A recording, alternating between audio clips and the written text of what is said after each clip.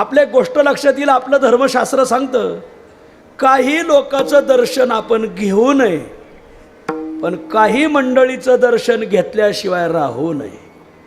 आपलं धर्मशास्त्र सांगतं काही लोकांचं दर्शन घेऊ नका, झालं तर तुमचा तोटाच होईल, फायदा काही होणार नाही. अशी माणसं जर या गल्लीने आली तर तुम्ही ह्या गल्लीने निघा, आणि जरी जवळून आली तर पायाकडं वाकू नका. सद्गुरू निकम बाबा एक वाक्य सांगायचे व्याकरण शिकवताना, सर्वेषु गात्रेषु शिरः प्रमाणम. त्याला तुकोबरायचे प्रमाण आहे, शिर सर्वांगा प्रमाण. निकम बाबा एक वाक्य कायम सांगायचे, सर्वेषु गात्रेषु शिरः प्रमाणम. सर्व इंद्रियामध्ये मस्तक हे प्रधान इंद्रिय आहे, ते भंगार माणसाच्या पायावर ठेवू नये. वा. काही लोकांचं दर्शन घेऊ नये, काही लोकांचं दर्शन होऊच नये, पण काही मंडळीचं दर्शन झाल्याशिवाय राहू नये. नीतिशास्त्र. आता तुम्हाला प्रश्न असा पडला असेल महाराज की तुम्ही म्हणतात काही लोकांचं दर्शन घेऊच नये किंवा त्यांचं दर्शन होऊ नये, पण काही लोकांचं दर्शन घेतल्याशिवाय राहू नये, दर्शन व्हावं. कोणाचं दर्शन घेऊ नये आणि कोणाचं दर्शन घ्यावं या बाबतीत खूप धर्मशास्त्राने चर्चा केलेली आहे. धर्मशास्त्र पहिलं सांगतं 4-5 लोकांचं दर्शन घेऊ नका, त्यांचं दर्शन तुमच्या जीवनात होऊ नये असं आमचं धर्मशास्त्र सांगतं. कोण आहे 4-5 जण? एक एक आपण पाहू. पहिला, चंचल चित्ताचा जो मनुष्य आहे त्याचं दर्शन होऊ नये. वा. सदा तळमळ चित्ताची हळहळ, त्याचे दर्शन न व्हावे, शव असता तो जीवे, शव असता तो जीवे, शव असता तो जीवे. सदा तळमळ चित्ताची हळहळ, त्याचे दर्शन व्हावे, शव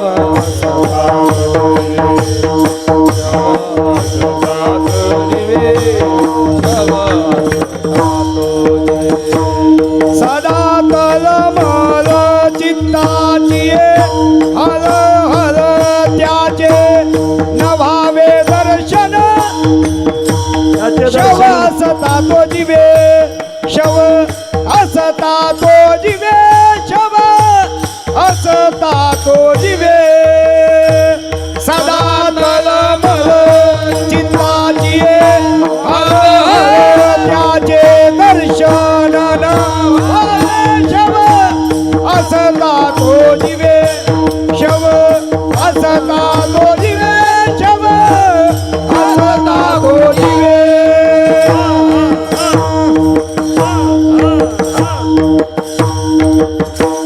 आमचे जगद्गुरु तुकोबराय काही नीतिशास्त्र सांगतात. तुकाराम महाराज म्हणतात जो चंचल चित्ताचा आहे. आमच्या गुरुवर्य विठ्ठल महाराज घुले यांच्या भाषेत सांगायचं, ज्याच्या चित्तात पिराचा उरूस भरला आहे अशा माणसाचं दर्शन आपल्याला होऊ नये. सदा तळमळ हा हा हा हा हा, चित्ताची हळहळ, त्याचे दर्शन न व्हावे, शवास्ता तो जीवे. तुम्ही जे मागं पुढं झालं ना ते अभंग तसंच प्रमाणे, शब्दा नाही धीर, ज्याची बुद्धी नाही स्थिर, तेही चांचल्यवालाच. त्याचे दर्शन न व्हावे, त्याचे न व्हावे दर्शन, खळा पंगती भोजन. त्याचं दर्शन होऊ नये. चंचल चित्ताचा. आळंदीत विद्यार्थी आला का त्याचं चित्त खूप चंचल असते. आल्या आल्या आमच्या माऊलीसारख्यांचं कीर्तन ऐकतो, आणि माऊलीच्या कीर्तनात सदैव वेदांताचे प्रमेय येतात. मग त्याला वाटतं आपल्याला विचारसागर शिकावं. ते तडकाफडकी संस्थेत बसते, विचारसागराला पाठाला जात आहे, नंतर त्याच्या लक्षात येतं आपण विचाराच्या सागरात पडलो. मग ते तिथून निघत आहे चंचल चित्त. 2-2-2.5 महिने थोडं पाठाला येत आहे. मग नंतर आमच्या राजाराम महाराजासारख्याच्या चाली ऐकल्या का त्याला वाटतं भजनच शिकावं. मग कुठंतरी क्लास लावतो, सारे गप्प बसा, सारे गप्प बसा, सारे गप्प बसा. आम्ही गप्प बसतो, होते तुझंच. वा. 2-2.5 महिने ते शिकत चंचल चित्त असतंय. मग कुठंतरी आमच्या या महाराज मंडळीसारखा पखवाज ऐकत, मग पखवाज शिकायला जातं. पण चंचल चित्त असल्यामुळे एकाकडे शिकत नाही.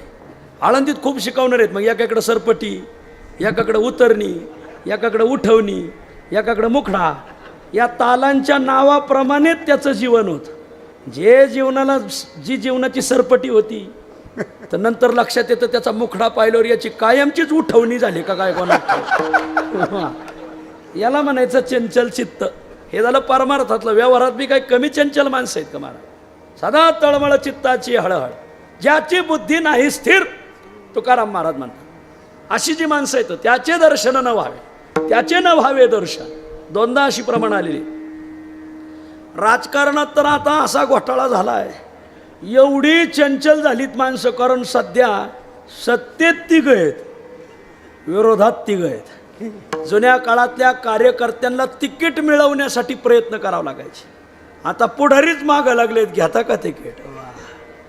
सध्या तर एवढं चंचल चित्त झालंय, कोणतं चिन्ह घेऊ. वा.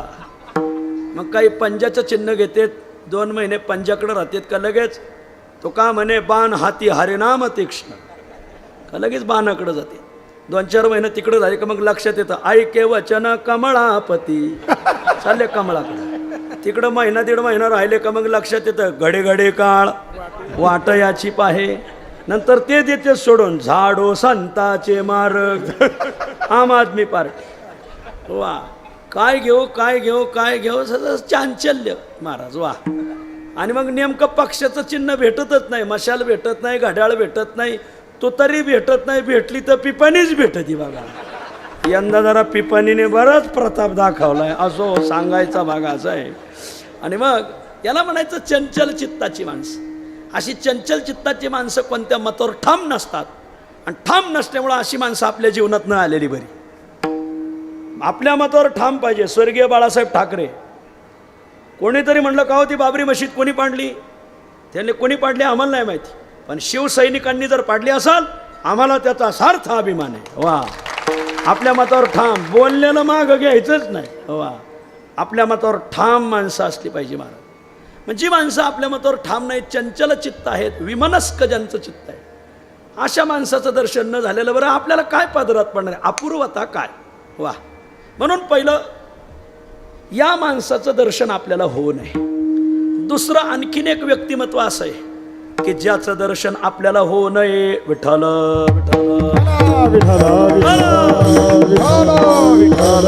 कोण व अवाच्य शब्द प्रयोग करणारा. माऊली, आपण अशा माणसाची कीर्तन ऐकावी की ज्या कीर्तनामध्ये शब्द प्रयोग नाविन्याने ऐकायला भेटले पाहिजे. नवीन नवीन शब्द, सामासिक शब्द, अलंकारिक भाषा, त्या चिंतनात रसनिष्पत्ती, प्रमेयाची रेलचेल, हे काहीच राहिलं नाही महाराज.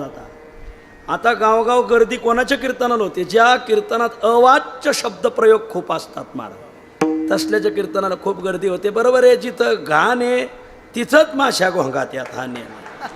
म्हणून तुकाराम महाराज म्हणतात अशी माणसं आपल्या जीवनात यावी की ज्यांची मधुरा वाणी होती. पण दुर्दैवाने ज्याचा शब्द प्रयोग अवाच्य आहे अशा माणसाचं आपल्याला दर्शन होऊ नये. त्याच अभंगात कुशब्दाची घाणी अमंगळ विलेवाणी, त्याचे दर्शन न व्हावे शव असता तो जीवे. ज्याच्या मुखातून अवाच्य शब्द बाहेर पडतात. आम्हाला कोणाचाही फोन आला अशोकराव, तर आम्ही इकडून रामकृष्ण हरी म्हणतो. एक सवय लागली या थोडा मोठाच्या संगतीत राहून. एका माणसाने मला फोन लावला, त्याला काही फोन मला लावायचा नव्हता. त्याच्या मोबाईलमध्ये ज्ञानेश्वर नावाची बरेच माणसाची नंबर होती आणि त्याने घाईघाईने मला फोन लावला फोन. त्याला दुसऱ्या ज्ञानेश्वराला लावायचा होता, पण ते मलाच लागला. आता आपल्याला फोन आल्यावर आपण रामकृष्ण हरी म्हणणारच. मी इकडून रामकृष्ण हरी, तो तिकडून काय म्हणला, चायला मठात फोन लागलाय काय नु. त्याला म्हणायचं कुशब्दाची घाणी. अमंगळ विली वाणी, त्याचे दर्शन न व्हावे शवास्ता तो जीवे. ज्याच्या मुखातून अवाच्य शब्द. आपल्या नगरी लोक तर पहिलं शिवी देतात आणि मग त्याला हाका मारतात. लोक अवाच्य, ज्याचं नाव राम आहे ना त्याला राम म्हणून हाका मारणार नाही, राम्याच म्हणणार. वा. ज्याचं नाव कृष्ण आहे त्याला किसण्याच म्हणणार महाराज. ज्याचं नाव हरी त्याला हर्याच म्हणणार. हे वागणं बरं नवं असं. आणि म्हणून ज्याच्या मुखातून अवाच्य शब्द येतात त्याचं दर्शन घेऊ नका माऊली. मग तो कीर्तनकार जरी असेल, जाऊ नका त्याच्या कीर्तनाला. पदरात काय पडणार? मापानी गोनी तुका म्हणे रीती दोन्ही. विठ्ठल दोन सांगितले. पहिला सांगितला जो चंचल चित्ताचा आहे त्याचं दर्शन होऊ नये. शास्त्र तुकाराम महाराज सांगतात, दुसरा ज्याच्या मुखातून अवाच्य शब्द येतात, अमंगळ बोलतोय, तोंडा वाटे नरक लोटी असा जो आहे, त्याही माणसाचं तुम्हाला दर्शन होऊ नये. त्या शिव्या आपल्या पाठ होतात. ही लहान पोरं शिव्या कुठून देतात? त्यांना शिकवण घरातून भेटते माऊली. ज्या घरात शिवीच येत नाही ती मुलं समाजात आदर्शच ठरतात. आईबापाने कधीही पोरा देखत शिव्या द्यायच्या नाही. बापही बाईला एकिरीच बोलत आहे, माई मालकाला एकिरी बोलत येईल. मग ते मुलांवर संस्कार होतात.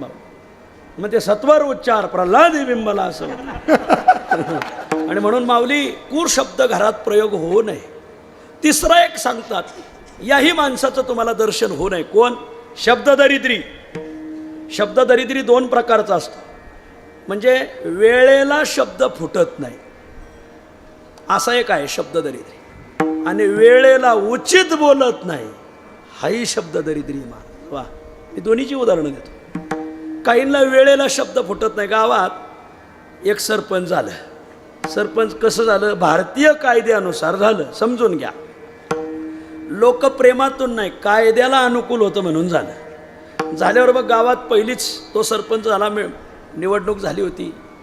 मग झालं गावात आता काहीतरी योजना आणायच्या. एक चांगला बोलणारा माईक पुढं आणला. त्याने सांगितलं, मंडळी आपल्या गावात आपल्याला ग्राम सचिवालय बांधायचं आहे. आपल्या गावात ग्रामसभा घ्यायला माणसांना बसायला जागा नाही. माणसं खूप येतात, बसायला जागाच नाही. आपण ग्राम सचिवालय बांधू, जेणेकरून सगळी माणसं एकदाच बसतील आणि ग्राम ठरवतील. आता ग्राम सचिवालय बांधायचं याबद्दल मी मत मांडलंय. आपले नवनिर्वाचित सरपंच याला अनुमोदन देतील. आता त्या सरपंचाला तो अनुमोदन शब्द ध्यानातच राहिला नाही मला. आता ते सरपंच ते शब्ददरिद्री होतं, त्याला शब्द फुटत नव्हते. ते आलं, खूप सुंदर ठराव मांडलाय आपण, असं आपल्याला बांधायचं. आता त्याला ते ग्राम सचिवालय हाही शब्द फुटाना. असा ग्राम शौचालय बांधू, अख्खं गाव एकदाच बसलं पाहिजे. मला आता काय करा? आणि हे आत्ताचे जे बोललेत त्याला मोह हे, त्याला मोह हे. लोक म्हणले हे काय? अनुमोदन शब्दच फुटाना, त्याला मोह हे. याला म्हणायचं शब्द दरिद्री. पण इथं जो मला सांगायचा तो शब्द दरिद्री वेगळा आहे. कोणता? एक असा शब्द दरिद्री की ज्याला माहिती आपल्या बोलण्यामुळं चांगलं काम होणार आहे, पण जो आपण बोलत नाही.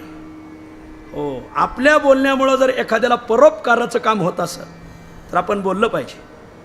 मी जर बोललो की तुम्ही गाईला चारा द्या, सध्या गाईंना चारा देण्याची गरज आहे.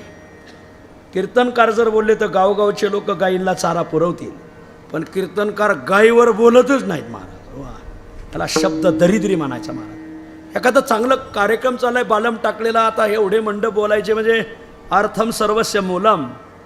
मग जर आपण एखाद्याला बोललो का हो ते तुम्ही चांगलं आहे, आता तुम्हाला खूप आणि भेटलंय, थोडं बालम टाकलेलं मदत करा, चांगलं आहे, याला शब्द श्रीमंत. पण काही शब्द दरिद्री. आपल्या बोलण्यामुळं चांगलं काम होणार आहे अशा वेळी ते बोलणारच नाहीत महाराज. तुकाराम महाराज म्हणतात, चांगल्या कामासाठी जो शब्द वापरत नसाल, असा किती चांगला असेल तरी त्या माणसाचं दर्शन तुम्हाला होऊ नये. नेणे शब्द पर, तुका म्हणे परोपकार त्याचे दर्शन न व्हावे. परोपकारात तर शब्दच वापरायचा नाही. महाराज आम्ही खूप मोठे मोठे उत्सव केलेत यावर्षी महाराष्ट्रात, खूप मोठे मोठे. आणि त्यात काही मंडळीने आम्हाला खूप गावोगावी प्रचार करून सांगितलं, पण काहींना माहिती असून जे रोज तुका म्हणे म्हणतात, तुका म्हणेवर ज्यांनी बंगले बांधले, तुका म्हणेवर ज्यांनी गाड्या घेतल्यात, तुका म्हणेवर बँक बॅलन्स, काहीने बँका टाकल्यात, काही स्विच बँकेपर्यंत गेलेत, पण ते तुकोबारायच्या उत्सवाला सहकार्य करा असे शब्द बोलले नाही. ते अखेर शेवट आम्ही त्यांची हाजरी घेतो तर ते आमच्या सुट्टीतून सुटत नाहीत महाराज. असल्याला झपकायचं काम आपल्याकडे खूप आहे. मला हेच सांगायचं माऊली, तुमच्या बोलण्याने जर एखाद्याचं चांगलं काम होत असेल तर चांगल्या कामासाठी तुम्ही तोंड उघडलंच पाहिजे महाराज. वा, जर तुम्ही तोंड उघडत नसाल तर तुमचं दर्शन तुमच्या बायकोला सुद्धा होऊ नये महाराज. वा, बायको सौभाग्य घेऊन निघून जा, तू असा मोकळाच राहा महाराज वा. पहिल्याच पंक्तीला बसायला आणि ते बी कढईला खेटून पहिली वाढ आपल्यालाच आली पाहिजे वा. बायकोला सुद्धा तुझं दर्शन होऊ नये झालं तर तिचा तोटाच होईल तुझ्या दर्शनाने. आणि म्हणून हे 3 सांगितले, ह्या तिघांचं दर्शन होऊ नये. आणखीन 2 आहेत पण आता ते लांबवत नाही कारण अभंग राहील. त्या दोन्ही अभंगात हे 5 आलेले आहेत. मला हेच सांगायचं माऊली, काही लोकांचं दर्शन होऊ नये का, कारण ते गुणीच असे आहेत की त्या गुणाने झाला तर तुम्हाला अपशकुनच होईल. तो का म्हणे गुण दर्शने अपशकुना, दर्शने अपशकुना, दर्शने अपशकुना. तुका म्हणे गुण दर्शने अपशकुना, दर्शने अपशकुना, दर्शने अपशकुना. तुका म्हणे गुण दर्शने अपशकुना, दर्शने अपशकुना,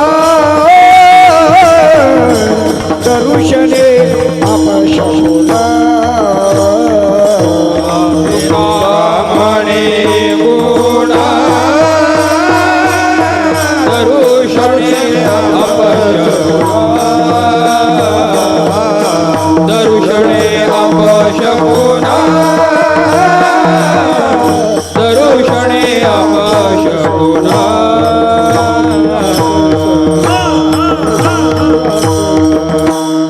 दुर्जन मंडळीचं दर्शन होऊ नये एवढा आजच्या चिंतनाचा तात्पर्यार्थ. काही लोकांचं दर्शन होऊ नये पण काही लोकांचं दर्शन झाल्याशिवाय राहू नये. नाही नाही, त्यांच्या दर्शनाला होऊन जावं. कोणाच्या? देवाच्या आणि संतांच्या. नाथ महाराज म्हणतात, एका जनार्दनी जाई साधू दर्शना. हे जागल्या प्रकरणात आलेलं प्रमाण आहे. साधूचं दर्शन जरूर व्हावं. साधूच्या दर्शनाची काय फलश्रुती, काय लाभ? खूप लाभ आहे. पहिला लाभ शुभवचन. वा, साधूच्या संगतीत तुम्ही गेले, साधूचं दर्शन झालं, तिथं चांगल्या गोष्टी ऐकायला भेटणार. का हो राजाराम वा, गाठ पडली आज कितवा नियम आहे? वा, कितवा आहे? 3रा. हां, 4था नाही. 3रा नियम आहे आज. 10 तारखेला नियम सुरू झाला आहे. मला दिवस वाटला. वारकऱ्याची जर गाठ पडली तर शुभवचन. का हो, चाललंय का गाथा पारायण? वा, ज्ञानेश्वरी पारायण कुठपर्यंत आलं? वा, दिंडीला गेले तर किती आली बिशी आपलं किती माणसं आली वारीला, असं मला म्हणायचं होतं. पण मी आजारी असल्यामुळं एखादा शब्द माझ्याकडून मागं पुढं होऊ शकतो. असो, तर मला हेच सांगायचं आहे, चांगल्याची गाठ पडली का तर शुभ कथा ऐकायला भेटतात. कुठपर्यंत आली कथा माऊलींची? कुठपर्यंत आला? आज सप्त्याचा कितवा दिवस? वा वा, कोणता अभंग घेतला होता? वा, हे चांगल्याची गाठ पडली का हे शब्द ऐकायला भेटतात. तुकाराम महाराज सांगतात, विठ्ठल भल्याचे दर्शन तेथे शुभ जीवचन, तेथे शुभ जीवचन, तेथे शुभ जीवचन. भल्याचे दर्शन तेथे शुभ जीवचन, शुभ जीवचन, तेथे शुभ जीवचन. भल्याचे दर्शन तेथे शुभ जीवचन, तेथे शुभ जीवन, तेथे शुभ जीवचन. भल्याचे दर्शन तेथे शुभ जीवचन, तेथे शुभ जीवचन, तेथे शुभ जीवचन.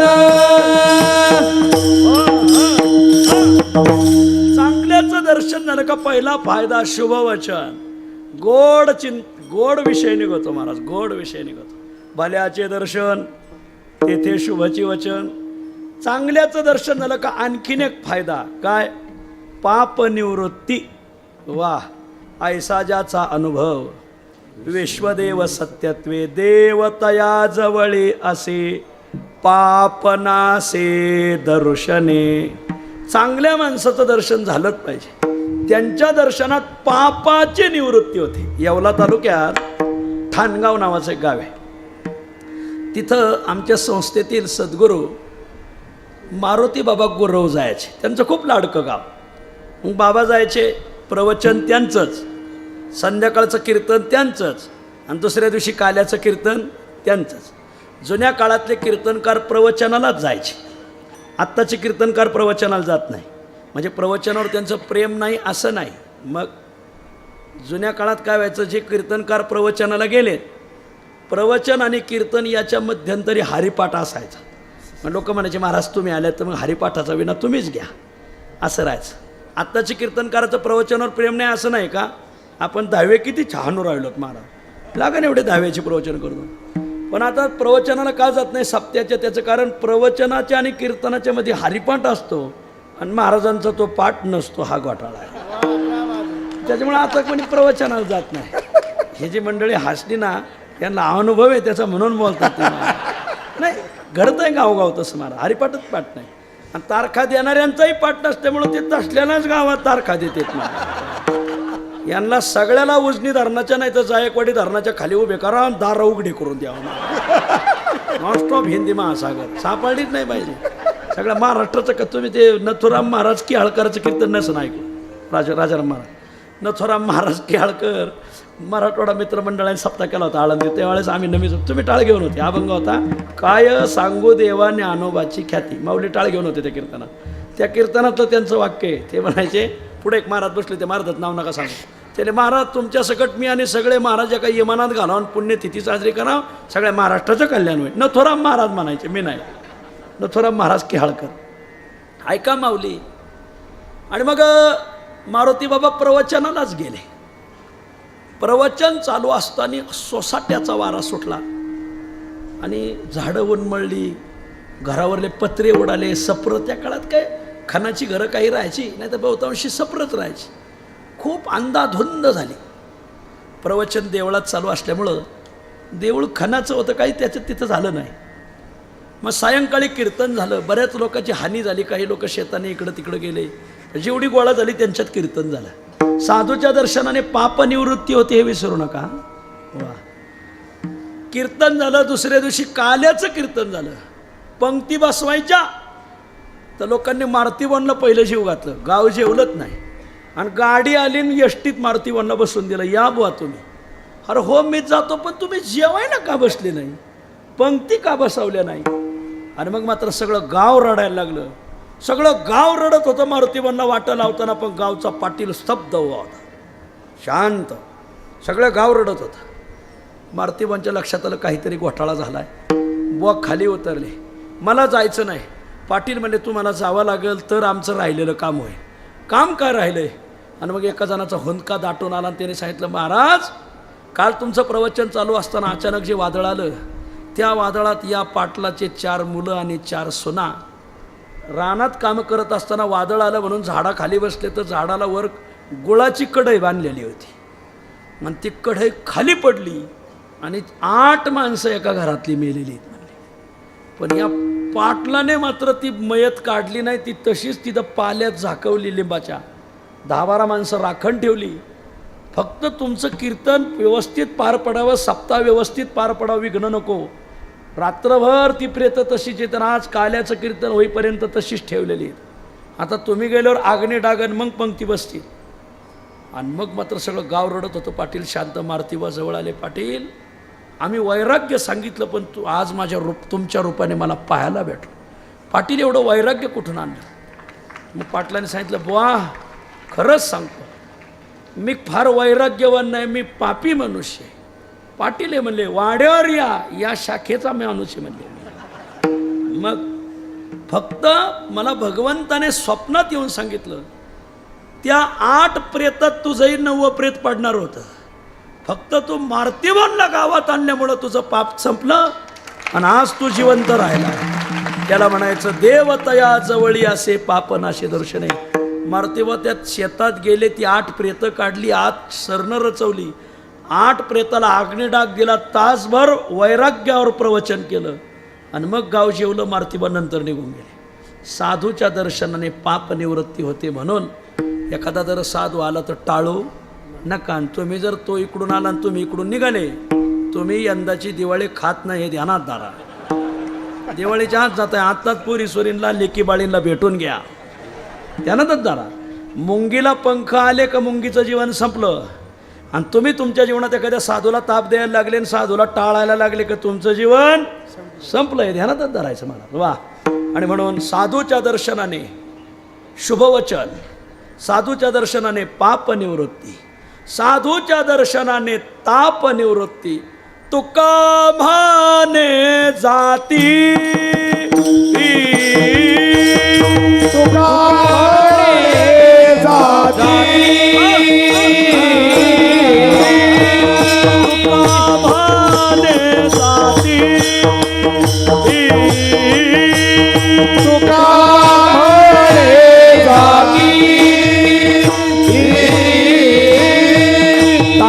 दर्शने विश्रांती, ताप दर्शने विश्रांती, ताप दर्शने विश्रांती, ताप दर्शने विश्रांती.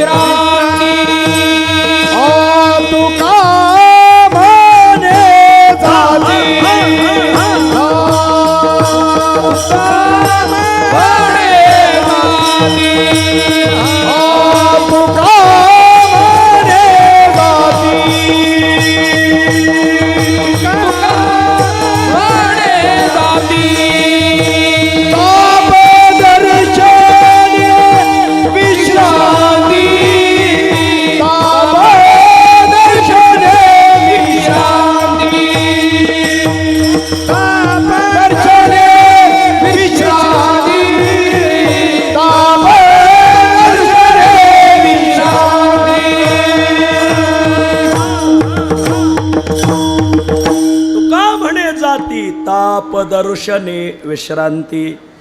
त्या सद्गुरू मारुतीबाबांच्या चरित्रात एक कथा आलेली आहे. मी वर्षातून एकदा तरी वाचतोच आणि वाचताना माणसं रडत येतच. ते चरित्रच असं आहे मला.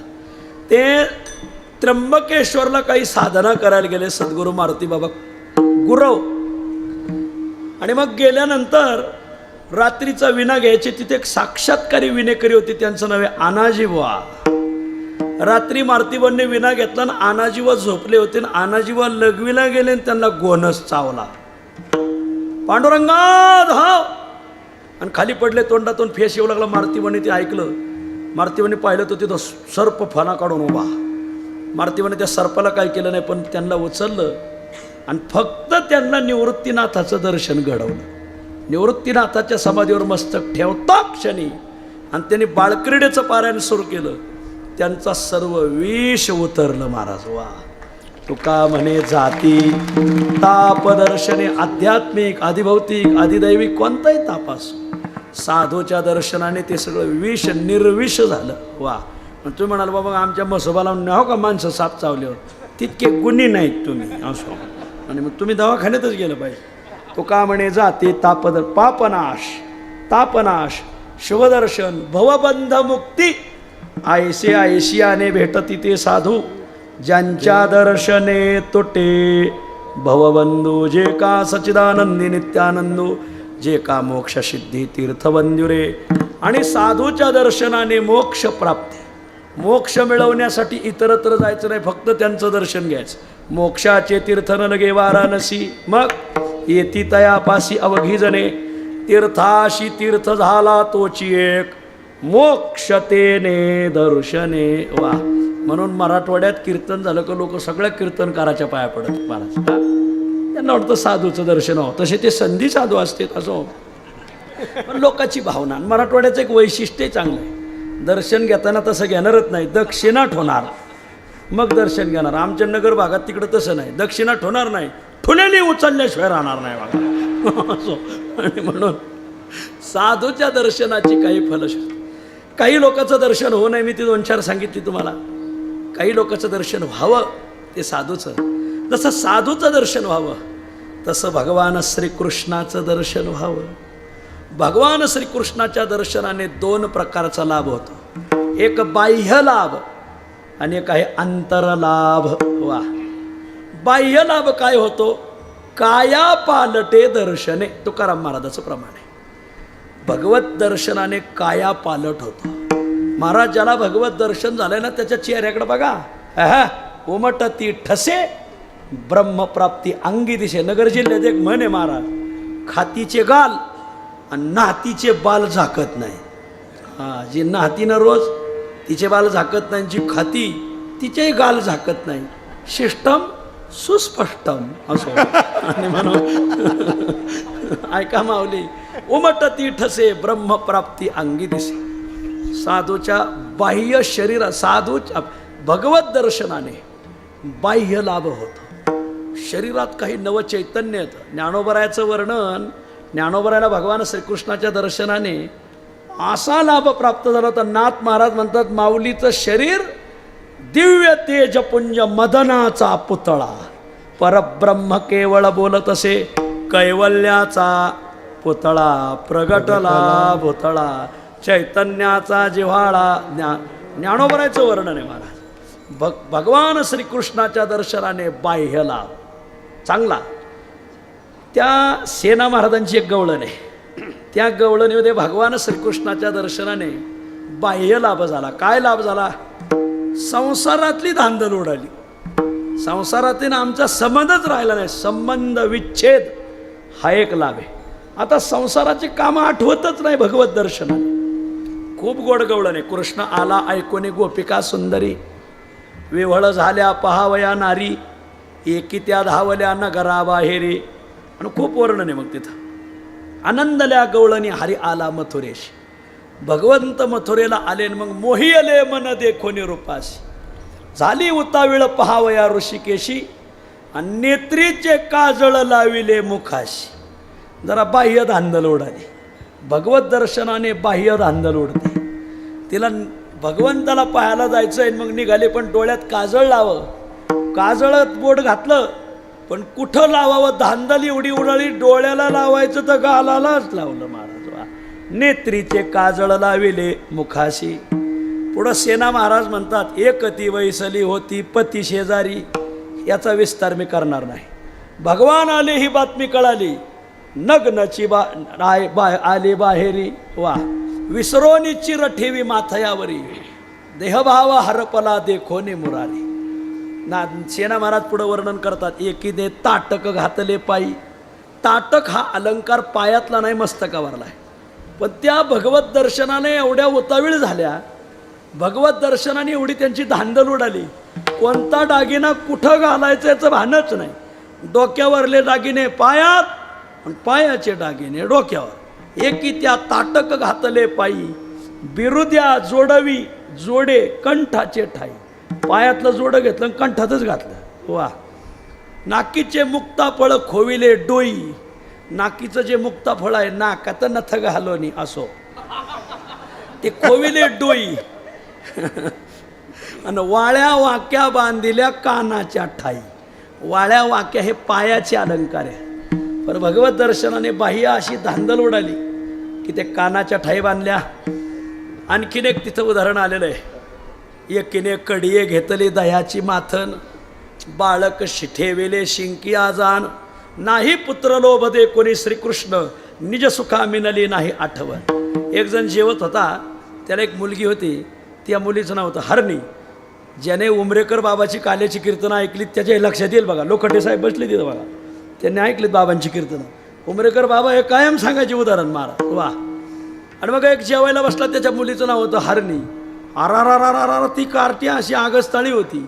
तिला कडोर घ्यावं लागायचं. खाली ठेवलं का तिने घर डोक्यावर घेतलंच. काही पोरं लय आगावर राहतात घरची, काही पोरं असे तर शांत असतात. फक्त पाहुणे घरात येत नाही तोपर्यंत बाहेरचा का माणूस घरात आला पोरांच्या अंगातच येतं महाराज, आणि पाहुणे देखत घरच्याला शिव्या देतात महाराज. आता काय आपले म्हणून सांभाळायचे, आपले म्हणजे तुमचे. आणि म्हणून ऐका, ती हरणी होती, याचं जेवण झालं, याने भात हातानेच घेतला. बायकोला मला काय, मला दही भात खायचा आहे, दही भात कालवणी दिला वेगळी झडकरी. दह्याची बरणी घे ग खाली. आता बरणी खाली घ्यायची शिंक्यावरली, म्हणजे हरणी तर खाली ठेवावं लागेल ना पहिली. हरणी कडावर घेऊन बरणीकडे हात लावले, हरणीची नाही का पुण्यतिथी व्हायची.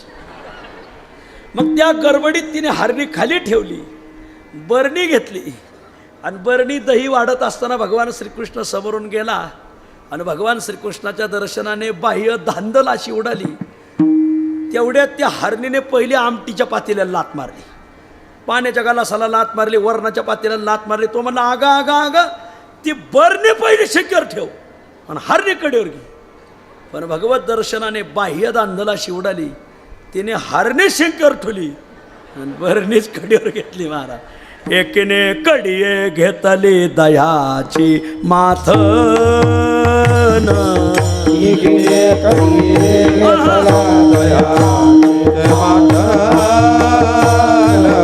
बाळक ठेविले शिंकिया जान, बाळक ठेविले शिंकिया नाही पुत्र लोभ देखोनी श्रीकृष्ण, नाही पुत्र लोभ देखोनी कृष्ण, निज सुखा मिनली नाही आठवण, निज सुखा मिनली नाही आठवण, निज सुखा मिनली नाही आठवण, निज सुखा मिनली नाही आठवण, आनंदल्या गवळणी हरे आला मथुरे से, आनंदल्या गवळणी हरी आला मथुरे से, आनंद हरी आला मथुरे से, आनंद मथुरे से. भगवत दर्शनाने ही बाह्य धांदल उडाली. बाह्य परिणाम होतो यात नवल नाही. भगवान श्रीकृष्णाच्या दर्शनाने नवलात्मक परिणाम होतो. काय? अंतरनिष्ठ परिणाम होतो. अंतःकरणात काही बदल होतात, मानसिक बदल होतात, चैत्तिक बदल होतात. चैत्तिक म्हणजे चित्त संबंधाने. वा, मानसिक कोणते बदल झाले, चैत्तिक कोणते बदल झाले, त्यातला एक बदल सांगता सेवेकरता घेतलेल्या अभंगाच्या दुसऱ्याच्या मन निवाले समाधान झाले, मन निवाले समाधान झाले, मन निवाले समाधान झाले, मन निवाले समाधान झाले, कृष्ण रूपे बोधले मन माझे, कृष्ण रूपे बोधले मन माझे, कृष्ण रूपे बोधले मन माझे, कृष्ण रूपे बोधले मन माझे, मन निवाले समाधान झाले, मन निवाले समाधान झाले, मन निवाले समाधान झाले, मन निवाले समाधान झाले.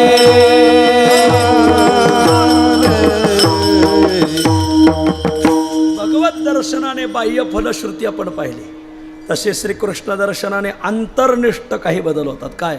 मन शांत होतं, मन निवाले. वा, मन आधी उद्विग्न झालं होतं. मन उद्विग्न दोन कारणाने होतं. एक विकारामुळं सांसारिकाचं आणि साधकाचं साधनांच्या खटाटोपामुळं.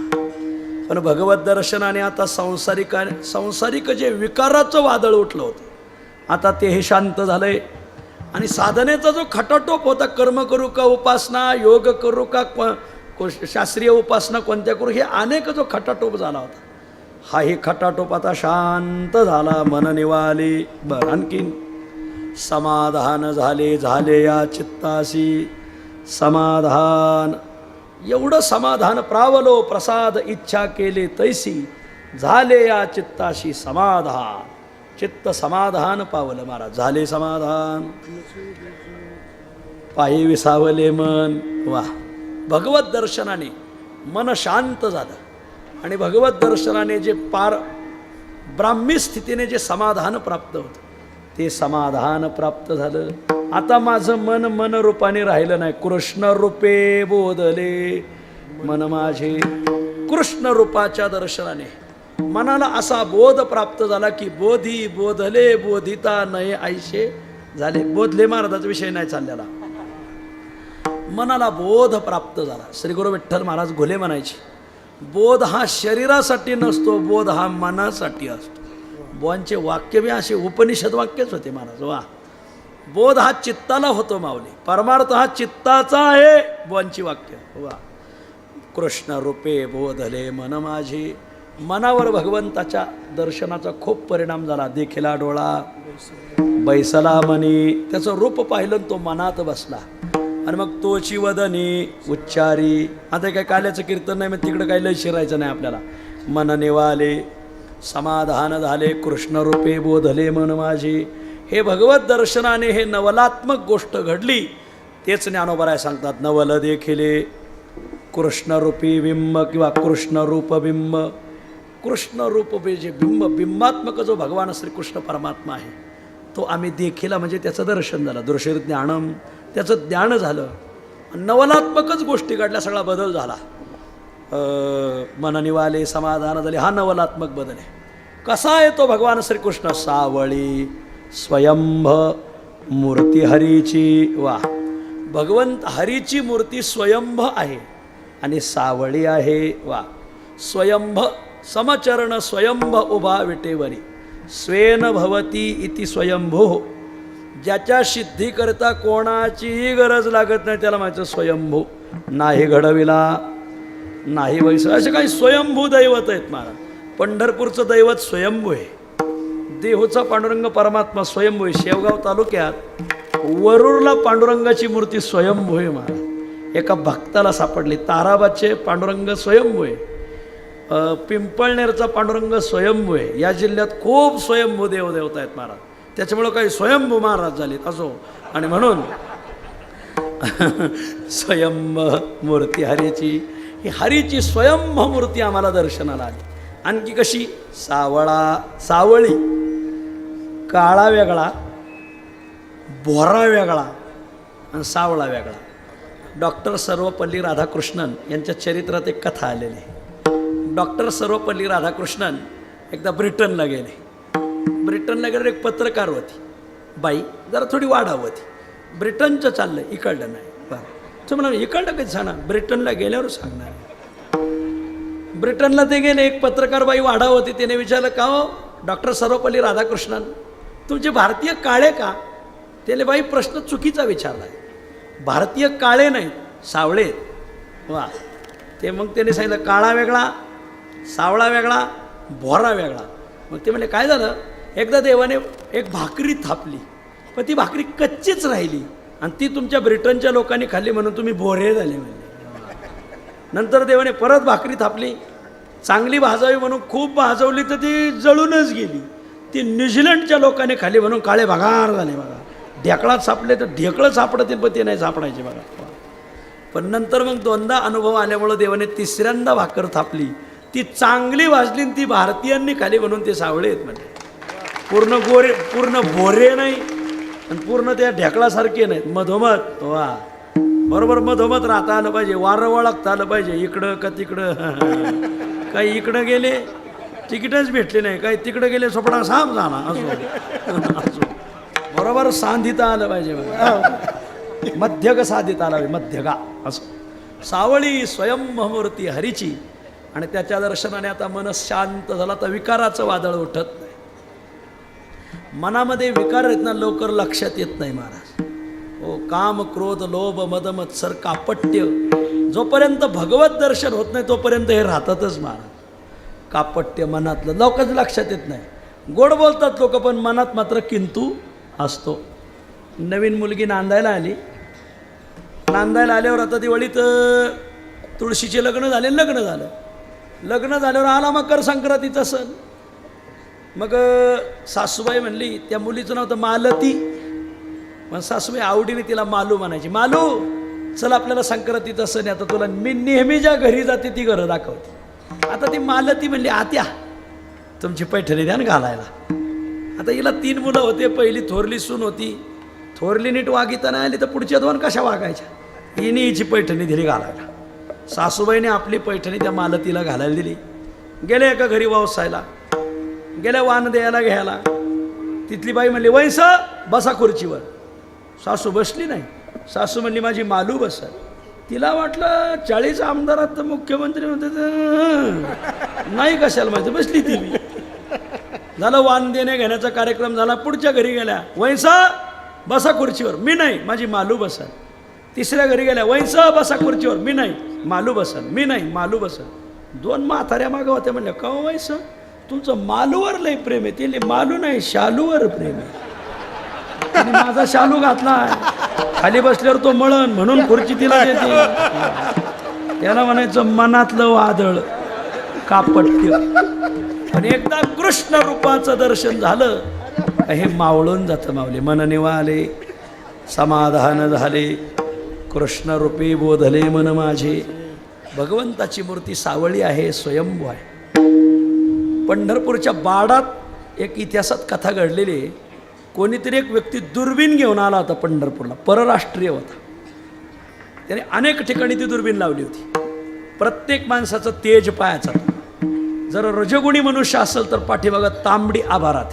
प्रत्येक माणसाच्या पाठीमागं एक छटा. बघा तुम्ही पांडुरंगाचा आणि अनोबरायचा फोटो असला का पाठीमागं पिवळा उजेड असतो बघा. सूर्याचा उजेड असतो. मग ते प्रत्येकाचं ते तेज कॅचअप करायची ती मिशन ते दुर्बीण.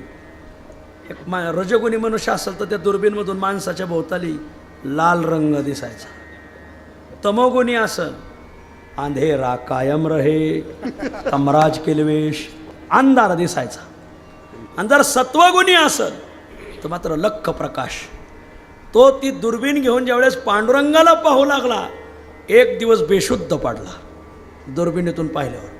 आणि मग तो शुद्धीवर आल्यावर त्याने सांगितलं नुसतं मी कपाळ पाहिलं याचं दुर्बिणीतून तर त्याच्या कपाळावर चंद्र सूर्याच्या कोट्यावधी चंद्र सूर्याचा प्रकाश हे त्याने सांगितलं. आणि आमच्या माऊलीनी तुझी निढळी कोटी हे कधी सांगितलंय. पण आपले गुळा वाजती टाळ. आपण नुसते टाळ म्हणून ते गुळवून टाकलं बघा बार. त्याचा अर्थ कोण वाचित आहे बार. खूप वा. स्वयंभूय पांडुरंग परमात्मा भगवान श्रीकृष्ण स्वयंभूय सावळी स्वयंभूर्त. भक्तिशास्त्रकार भगवान श्रीकृष्ण परमात्म्याला कृतक मानत नाही. अकृत्रिम आहे वा. कृतक नाही वा. स्वयंभू आयते केले न हो म्हणजे कृतक नाहीत आम्ही वा. सावळी स्वयंभूर्ती हरीजी मन निवाले समाधान झाले कृष्णरूपी बोधले मन माझे. भगवत दर्शनाने असा नवलात्मक परिणाम घडला. बाप रखमादेव सावळा सर्वा घटी. सर्व घट पदार्थामध्ये आज भगवत दर्शन होत आहे. बरेच जण लबाड आहेत महाराज. ते म्हणते तर हे प्रमाण वागत नाहीत तसे. हो एक जण दुसऱ्याच्या वैरणीच्या पेंढ्या आपल्या बाईला पुढं टाकायचा. ज्यावेळेस दुसऱ्याची वैरण उचलली ना आपल्या बाईला पुढं टाकताना नेमका वैरणीचा मालक आला. त्याने लगेच पेंढी खाली टाकली. हरिपाठ सुरू केला आणि पायाने लाथाळायचा. सर्वा घटे राम देहा देही एक पेंढी लाथळीत चालला. सूर्यप्रकाश कसं ते मला तुला हाताने नेहमी तू काय चाललंय पाहिले. हाताने बाबा एक पिंडीत गेल्याने काय आमचं काय वाकडं होणार नाही. माणसं प्रमाण म्हणतात पण तसे वागत नाहीत. परा ज्ञानोबराय म्हणतात आम्हाला कृष्ण दर्शनाने बाप रखुमा देवीवरू. आजरेकर महाराज एक अर्थ सांगायचे. रखुमा देवीवराचा वर आम्हा जीवांचा बाप असा अर्थ सांगा तुकाराम बोकाळे. वा बाप रखमा देवरो सावळा सर्वा घटी, सर्व घटामध्ये आता तो सावळा परब्रह्म परमात्मा दिसतोय. चित्त चैतन्या मिठी घालिता खेवो, चित्ताने चैतन्याला मिठी मारली. चित्त चैतन्या मिठी घालिता, चित्त चैतन्या खेवो घालिता. नवलात्मक गोष्ट घडली काय? मन निवाले, समाधान झाले, कृष्ण रूपी बोधले मन माझे. वडुली नवल देखिले कृष्ण रूपी बिंब, नवल देखिले कृष्ण रूपी बिंब, नवल देखिले कृष्ण रूपी बिंब, नवल देखिले कृष्ण रूपी बिंब. सावरे स्वयंभ मूर्ती हरेचे, सावरे स्वयंभ मूर्ती हरेचे, स्वयंभ मूर्ती हरेचे. सावरे स्वयंभ मूर्ती हरेचे, मन निवारे समाधान झाले,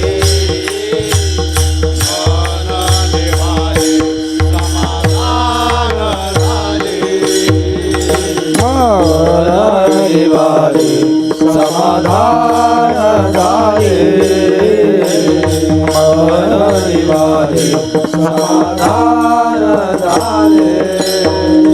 नवल देखिले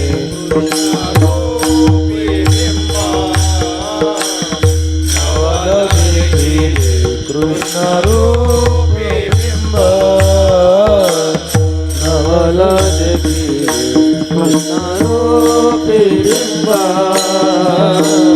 नवल देखिले कृष्ण रूपी बिंब. सावरे स्वयंभ मूर्ती हरीचे, सावरे स्वयं मूर्ती हरीचे, सावरे स्वयंभ मूर्ती हरी. सावरे स्वयंभ मूर्ती हरीचे, मन निवारे समाधान झाले, मन निवारे समाधान झाले, मन निवारे समाधान झाले, मन निवारे समाधान झाले.